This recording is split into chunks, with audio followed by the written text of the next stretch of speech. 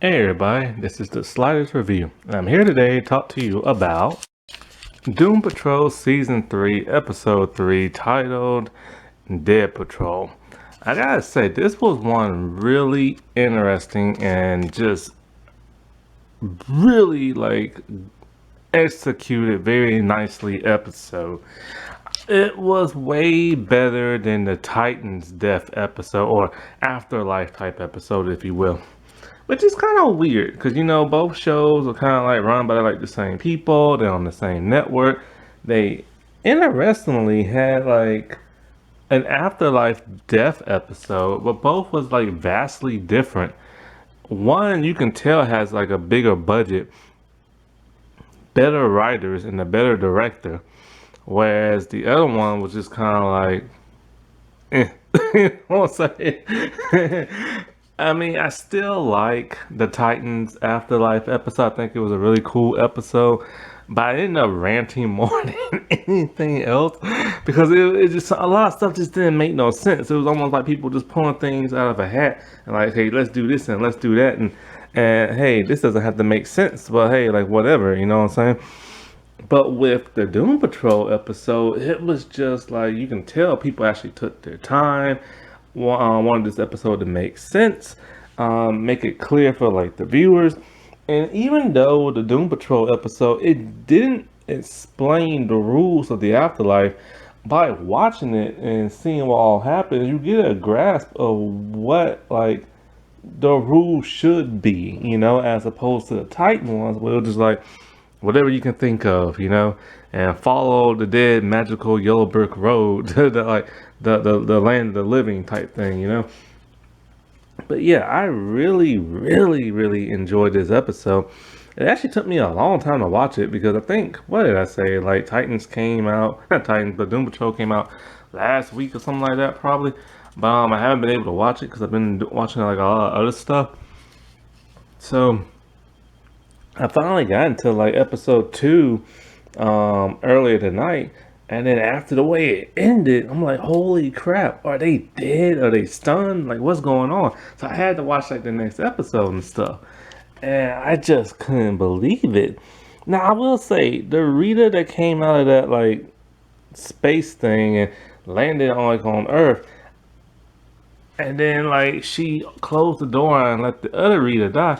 I could have sworn that was Mountain Rouge because Mountain Rouge does have the ability to, well, at least in the Teen Titans cartoon, she could shape shift.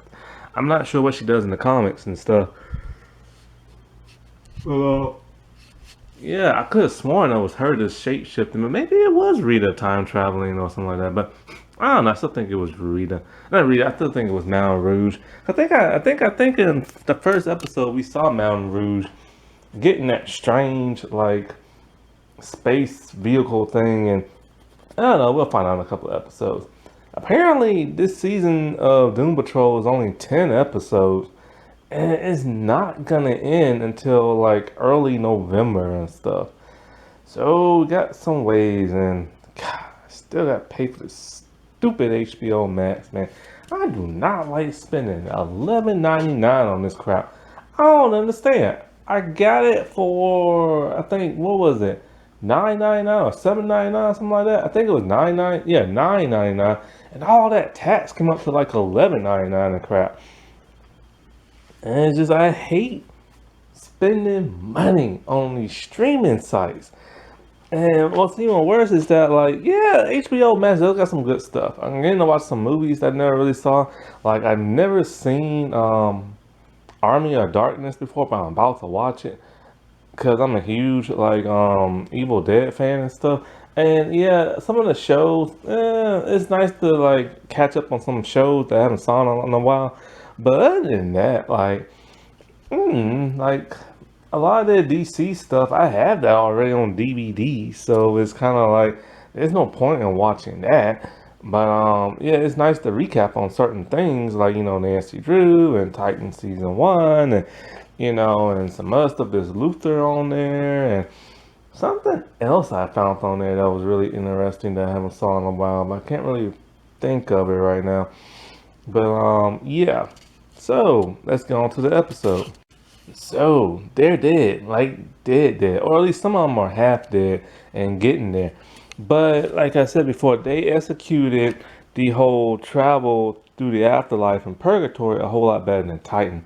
But Titans, they were just on a train and some snowy like wilderness type place. But here, ooh, they went for it, like old school Greek style, like the little it's like a little gondola, and they're on it, and it's like at night in the ocean, and it's fog everywhere, and there's only like one little light, and there's this like dude, and he's steering it. I forgot his name in Greek mythology. Is it something with a C? Chiron, Siron, it's something with a C. But yeah, it's him and he's doing it. It's like the dude where like when you die and you get on the little boat thing and you give him like a coin because he wants like money and he sends you like to either Tartarus or the Elysian Fields, something like that. So. But here they went like the whole Greek mythology thing, which you think Titans would have done because of the whole Donna Troy thing, but they didn't. So this was really eerie, it was creepy, and I just loved it. And of course, well, the Doom Patrol characters, you can't even really call them the Doom Patrol because they're not really a superhero team. Um, Jane, she's all like, I am not about to live in the afterlife. And then Cliff is the same way. And I think Rita's the only one who kind of wants to go a little bit, like a little bit. And so then Jane's all like, look, man, let's just knock this dude out and head back to the land of the living and stuff. But then all of a sudden, something strange happens. They start to get like this queasy feeling. Even Cliff can feel it, and he's just a robot with a human brain. So they're feeling queasy, and then they pass out. All the stuff for Rita. For some bizarre reason, she was unable to feel the side effects and pass out. But once they get closer to the island, they see more ghoul people, she gets scared and she pretends to pass out. I'm really curious to know what's gonna happen to her this season because for some reason I forgot that evil organization where it's like the brain and stuff, but they wanted her dead for some reason, which was strange and bizarre because back when she turned into like this elastic blob thing, she was just like an actress, just like a nobody, but apparently she's so important that this evil organization wants her dead.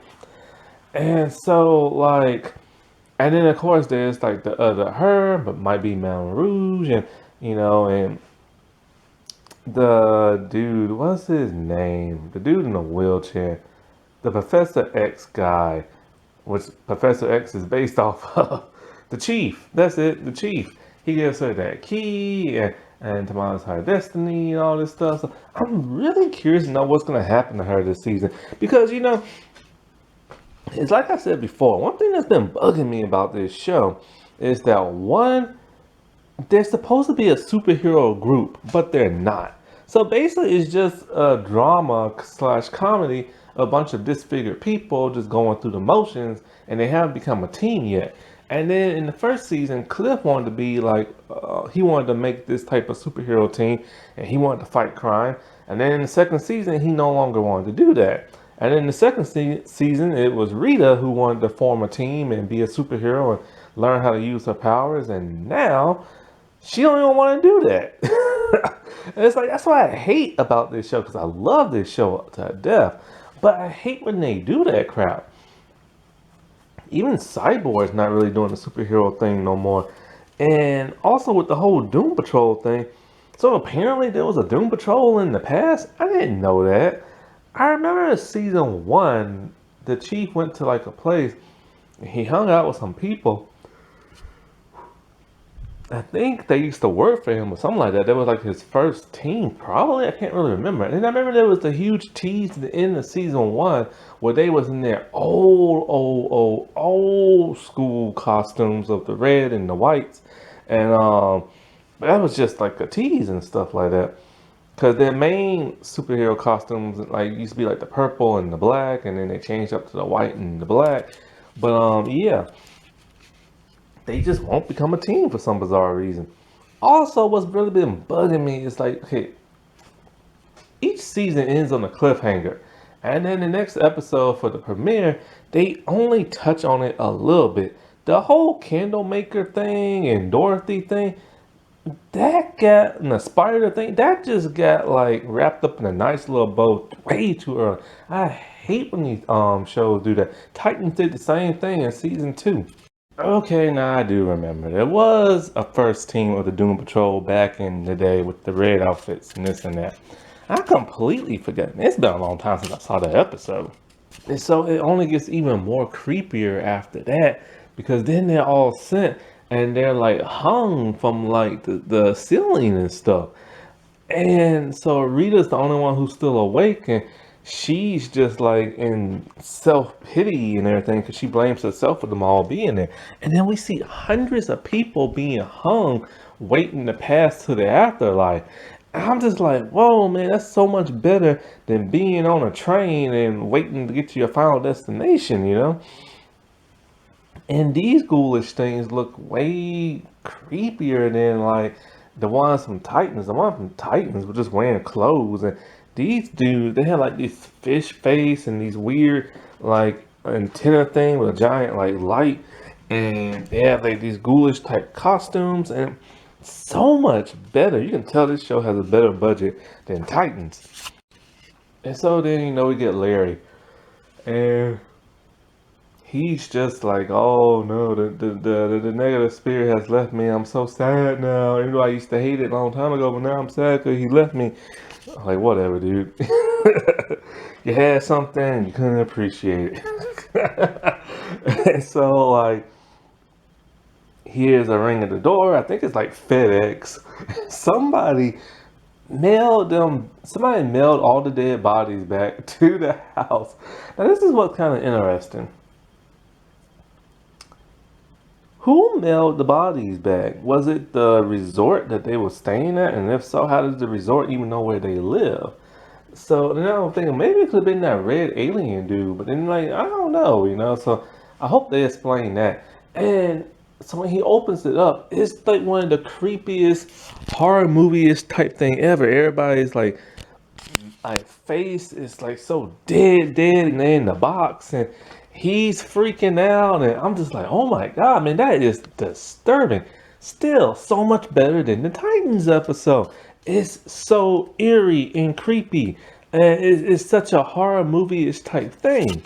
Now, I will give it up to Titans. Tim Drake reacted a whole lot better to being dead than everybody else. This show has the comedy factor to it, and so that's what made it so humorous. But I like the way Tim Drake was reacting to him being dead, And then we did some really good stuff when Dorothy comes back and she sees Larry, and it's like Larry is really distraught. Like he has lost his freaking mind.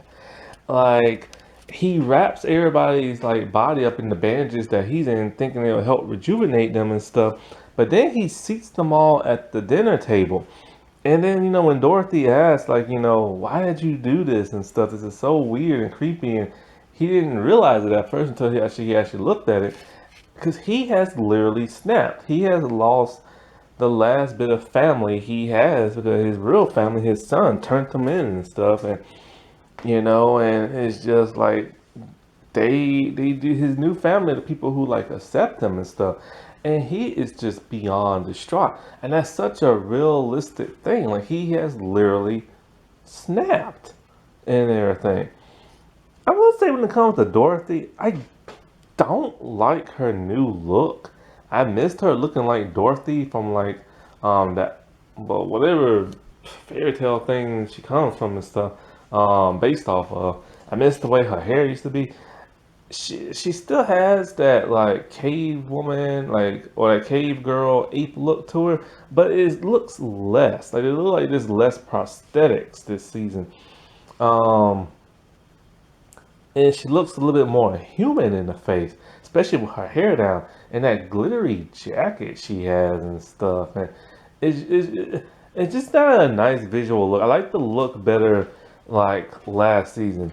Like, because the actress is an adult, and she's actually really short, and in this season, she just looks like a short person, you know what I'm saying? But last season, she actually looked like a kid, and she actually looked like a cave girl 8 person type thing, and and the dress was like way cooler, 'cause it's better visually. So like to cheer him up, she makes some pancakes, and then when he's stirring it up, he sees Rita screaming into through the batter and stuff, and it freaks him out. And so Dorothy's all like, "We need help."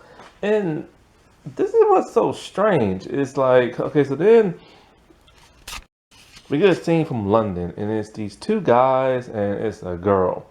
And the guys, I think the name is Charles and Edwin, and they are the Dead Boy Detectives, which is something I've never heard of before, but apparently it's a comic book. And they're just the two dead guys, and they, instead of going to the afterlife, they decide to solve like mysteries, and that's intriguing and stuff. And they're accompanied by a girl named Crystal Palace, and I don't think she's from the comic books, but the actress is somebody I actually followed on Instagram from years ago. She was on a YouTube show called Origin, but it got canceled after the first season. A lot of those YouTube shows got canceled. The only one to survive was just Cobra Kai. Yeah, that's because Cobra Kai was really like the really only good one. Origins was pretty good. Wayne was awesome, but it got canceled. And so, like, they're trying to solve this mystery, and then all of a sudden, there's like this ambulance that's like really colorful, and it's Danny Street. I'm like, oh wow, they're still bringing Danny back. That's cool. And so Danny Street brings them all the way to like the manor. But the thing is, when she said she needed help, how did she contact Danny? How did she know Danny? I forget. It's been a while since I saw season 2. And then not only that, but it's like, how did she know the detective boys? And I guess she must have asked for Danny's help, and Danny found them. That's all I can assume, because she doesn't know them, and they don't know her, and stuff like that. So like they explain like who they are, and how they're gonna contact like the dead people and stuff. So they get like suit items for each of the dead people, and they start doing like a seance type thing. And so while the dead people, what do we call it? I guess we can call them the Doom Patrol, even though they're not really the Doom Patrol. And so each of them has gone their separate ways into like this state where they meet their former loved ones and stuff. And it was just done so cool. It's like it was somebody to help guide them on the way to to like death. And we didn't get that in Titans. Instead we just get like a bunch of humor, and them at the bar and drinking, and then the ghouls show up and stuff. And it's so weird because you think it would be all about like Tim Drake and his like story, but it was more about Donna and stuff. But like, yeah, so everybody has gone like their separate ways and talking to their loved ones. Cliff, he meets his father, who he does not like, and it's funny because his father is like hunting down unicorns and stuff. It's weird. So they have it out. Cliff does not like him at all. Cliff talk about how he's a crap of a father, how he raised him to be terrible, how he's gonna be a better dad and granddad than he ever was, and and he tells him, me and your daughter actually reconciled and everything like that, and Cliff is like super pissed by that and stuff. Jane, since she died, Kate died too, and so Kate has gone to see her grandmother, which is kind of like Jane's grandmother too, and they have like a very, very, very touching moment. I actually didn't get to read because see they talked in Spanish, and I didn't get a chance to read because I was doing something on my tablet. But it just sounded like touching, and then I caught a little bit of it, and then I was like, oh, you know what I'm saying? It's nice to see Jane at nice for once and happy. Like this whole season, she's changed like a lot. Like she's more happier, she's accepting like the team more and stuff. But however, the whole Miranda dad thing, that's getting glossed over very quickly. Like it was a major point in the first episode, but they wanted to like wrap it up because they want this season to be a certain thing. And so I just feel like everything they built up from last season with the Miranda and the dad thing, they're just glossing over and just wrapped it up in a nice bow so everybody can be like, whatever, you know. Cyborg gets some touching stuff with his mom. I will say his mom's blonde hair kept distracting me like a lot. Cause he had that gold ember tint on the filter of the episode. And then like, you know, her blonde hair was just so blonde and short. I just kept looking at it and stuff. But she's hiking, him and her are talking, and you know, he's finally getting to say like his goodbyes to her and stuff after that accident. And then she reveals that his father purposely turned him into a superhero and turned him into like a machine and stuff. So he is not happy about that. But plus he's not happy anyway because what Star Labs did to him. But he now realized that it was his dad didn't do it to save his life. His dad did it because his dad wanted him to be a superhero. So I can't wait for that drama to happen. Now, of course, Rita, she doesn't get no dream state because she's not passing and stuff. She's still more in a purgatory state. And so, like, as they're doing the seance thing, Rita is able to talk through, what's his name, Larry and stuff. So they know they're still there somehow and they have to get them back. What's crazy is like, well, this is also I love more about this episode. It's like the horror aspect of it. You see somebody grab her and drag her up, and she's just screaming. And I love this actress, man. She does such a great job. But then it's not the ghoul people, it's some man. And his face is kind of like melted, squishy, kind of like how her powers are.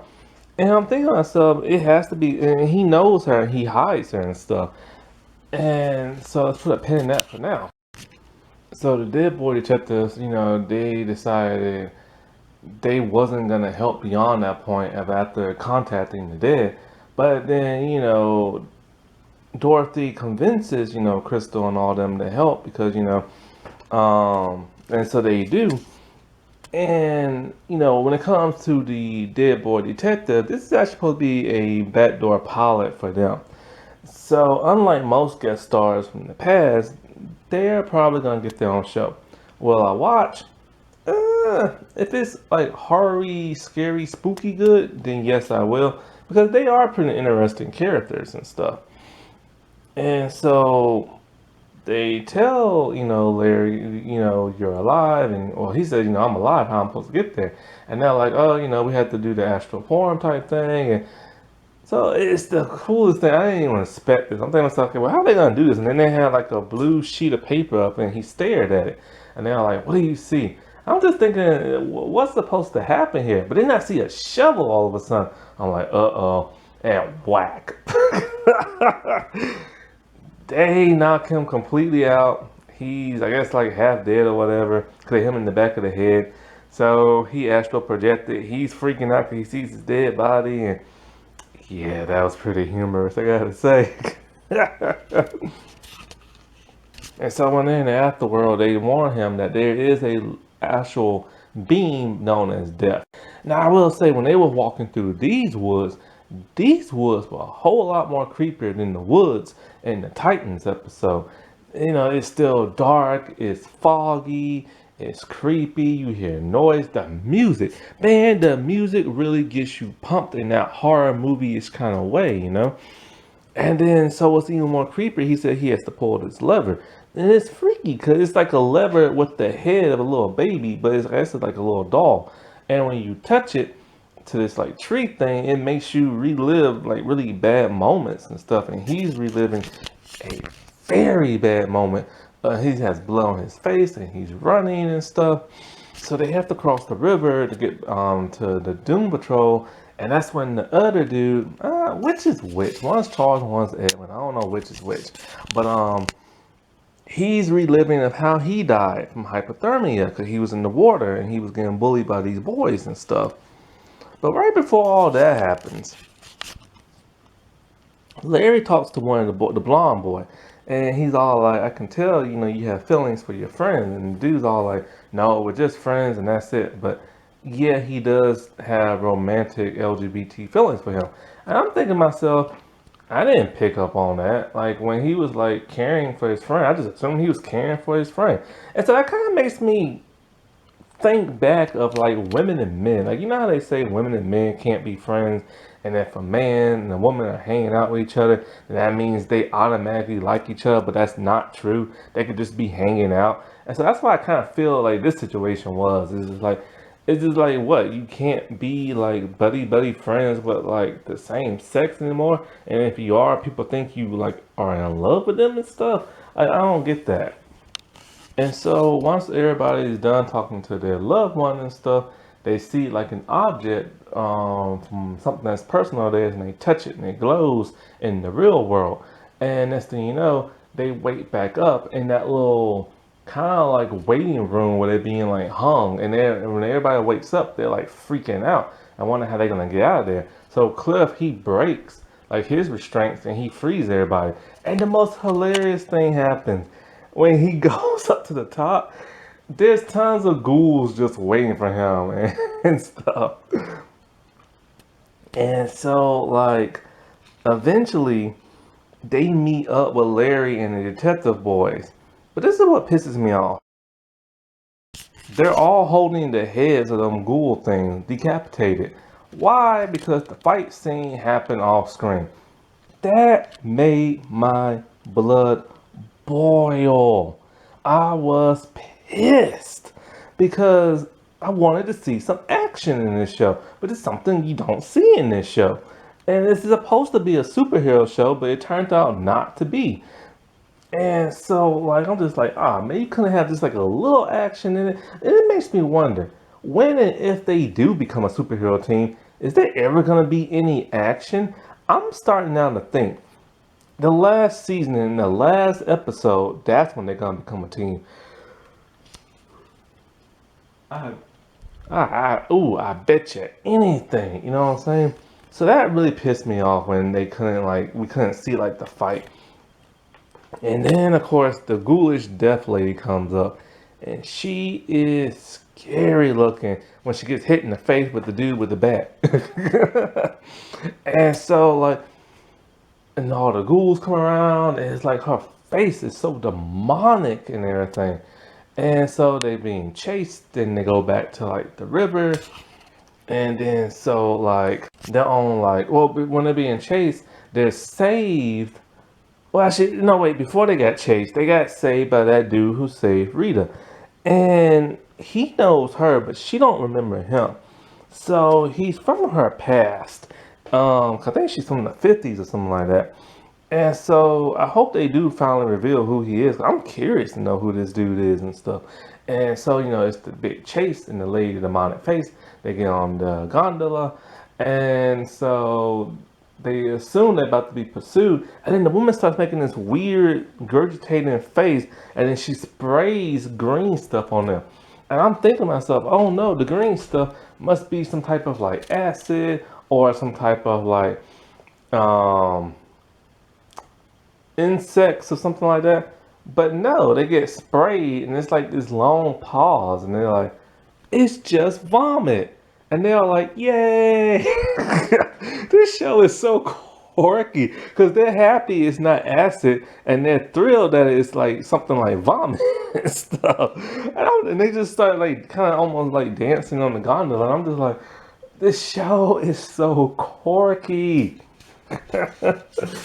So then they get brought back to the land of the living where they're back at the dinner table. And this makes a whole lot more sense as to how they came back to their bodies as opposed to Donna teleporting to London from Themyscira to like save Bruce and stuff.